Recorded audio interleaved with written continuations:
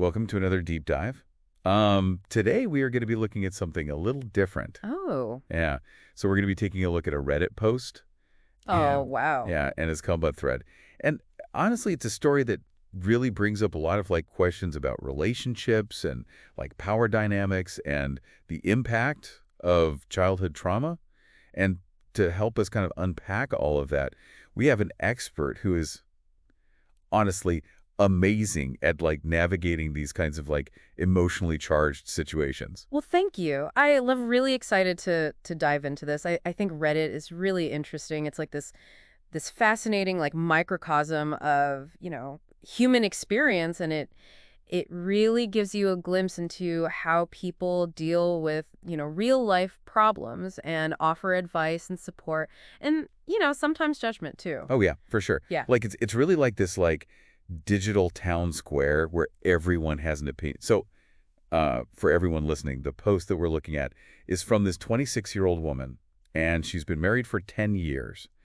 And she's wrestling with all these typical emotions that are kind of stemming from her past. Okay. And it's really impacting her current relationship. And it sounds like what makes this situation especially complicated is the way that the relationship began, right? Right. She ran away from home when she was 15 and ended up with her now husband, Yeah. who was 24 at the time. Yeah, and this is one of those things where immediately red flags, right? Yeah. That age gap just suggests an imbalance of power right from the beginning. Yeah. Even though she says she initiated the physical relationship Right. in her post.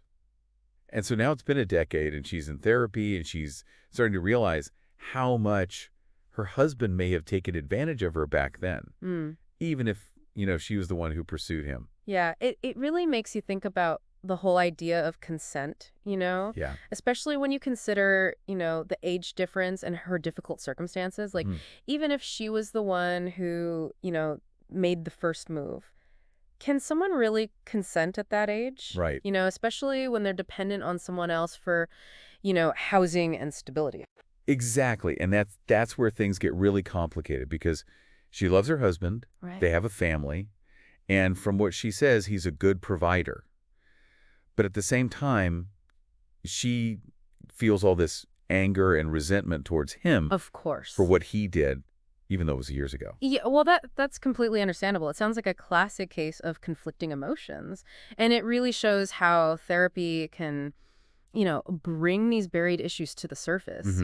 It's actually not uncommon for people who've been in these types of relationships to have this kind of delayed reaction to the trauma. Like years later, they start processing what happened and they realize, how much they were hurt.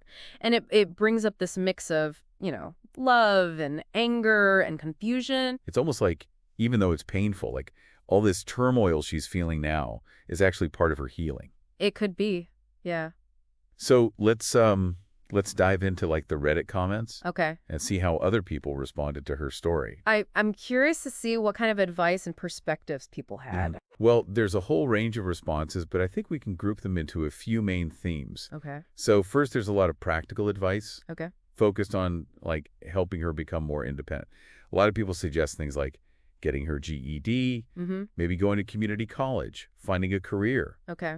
opening her own bank account, even learning to drive. It's interesting that they went straight to these practical solutions. Yeah. It seems like they really want to give her the tools she needs Yeah. to take control of her own life. It's like they recognize that to be truly independent, Yeah. you need to take concrete steps towards self-sufficiency. Yeah. It's not just about leaving the relationship. Right. It's about being able to build a life where she doesn't need to depend on anyone. Exactly.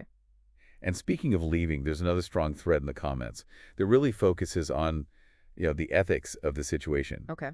Some users are very straightforward in calling her husband a predator. They emphasize how inappropriate it was for him to be in a relationship with a minor, Mm-hmm. no matter who initiated the physical part. Well, they have a point. You can't ignore the power imbalance here. Yeah, Regardless of her intentions at the time, his actions were a lot more serious because of that power dynamic. right.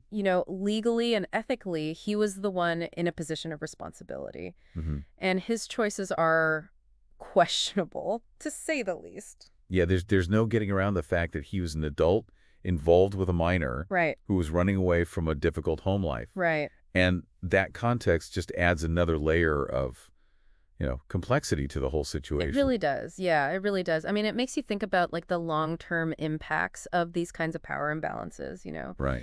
and the potential for exploitation, even if it looks like a loving relationship on the surface. Yeah, totally. And it's not just about the past either, right? Right. The comments also get into the complexities of their current relationship. Okay. Like some users are saying that, you know, maybe they should try couples therapy. Mm-hmm. Like maybe her husband has changed and grown over the past 10 years. Yeah, that's definitely an optimistic perspective. Yeah. And it's possible that he has, matured and understands healthy relationships better now. Hmm. But there's also the risk that those patterns of like power and control are still there, Yeah. just maybe more subtle. That's where those other comments come in. Yeah. Right. The ones that are like, be careful, Right. put your safety first if you decide to try to be more independent. Exactly. Because disrupting that, that established power dynamic Right. can be risky. Yeah. If he's used to having a certain amount of control, Yeah. he might not react well to her trying to be more autonomous. So it's like this really delicate balancing act. It is. On one hand, she needs to break free from this dependence. Yeah. But on the other hand, she has to be thinking about her safety and her kids' well-being. Absolutely. And that's why those comments about financial security are so important. Yeah. A lot of people really emphasize that she needs to have her own resources, her own safety net, Yeah. especially if she decides to leave. It's like a theme that comes up again and again. It does. Not just in this thread, but in lots of discussions about women leaving, potentially abusive relationships. Mm-hmm. I think it speaks to the reality of what it takes to get out of a situation where you're financially dependent Right. on someone who might be controlling or manipulative. Exactly. It's not just about emotional freedom. It's about having the means to support yourself and your kids without having to rely on someone who might use money to control you. It makes me think about learned helplessness, Oh, yeah. which we've talked about before on the show. Yeah.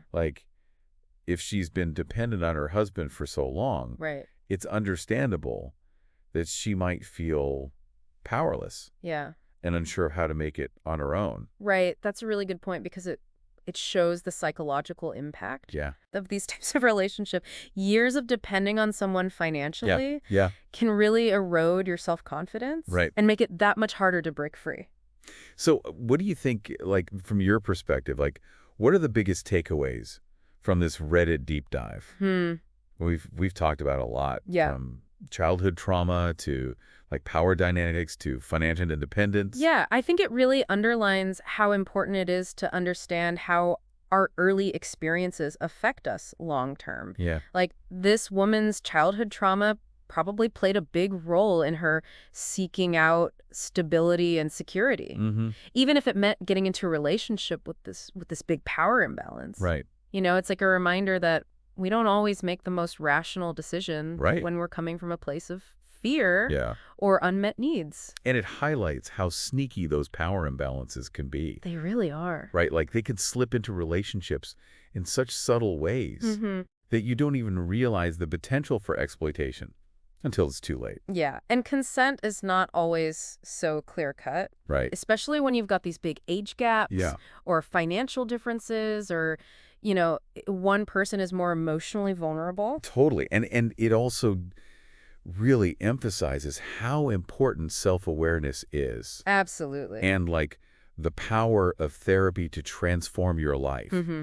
I mean, this woman is clearly on a journey of healing Yeah. and self-discovery. Right. She's starting to understand, the dynamics of her relationship Mm-hmm. and question the choices that she made as a teenager. It's huge. It's a huge step towards taking back control of her life Absolutely. and creating something that aligns with her values. Yeah, it's really inspiring to see her doing that, taking those steps It is. towards independence, even with all this uncertainty and emotional turmoil. Yeah. It makes you wonder, how many other people are going through something similar, Mm. struggling with their past, trying to figure out how to move forward. I think it's a lot more common than we realize Sure. these issues like power imbalances, Yeah. financial dependence, the effects of trauma, they Mhm. can affect anyone. Yeah. It doesn't matter what your background is or Right. your social status. This isn't just a Reddit problem. Exactly. This is like a societal problem. It is, and it's often overlooked Right. or minimized. Yeah. And that brings us to like the listener, Right. because honestly, this story, like, it could resonate with anyone who's ever felt trapped in a relationship, Oh, yeah. whether it's because of money or emotional manipulation, Yeah. or even just the fear of like, what would happen if I left? The unknown. Right. Yeah, and it makes you think like, what would I do Mm-hmm.